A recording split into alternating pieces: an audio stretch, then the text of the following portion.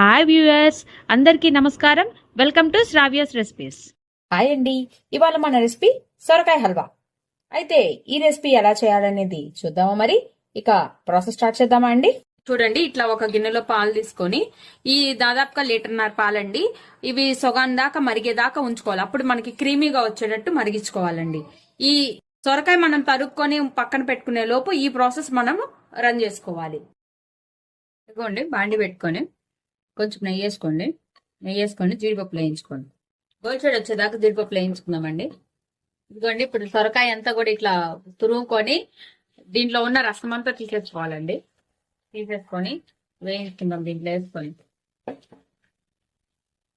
ఇప్పుడు కంప్లీట్ గా ఇది వేగించుకోవాలండి. ఇప్పుడు మొత్తము దాదాపుగా మొత్తం కూడా మెత్తపడిపోతుంది, అంటే మీకంటే ఉడికిపోతుంది అండి. కంప్లీట్ గా ఉడికిపోయి నీరంతా ఇంకిపోయిన తర్వాత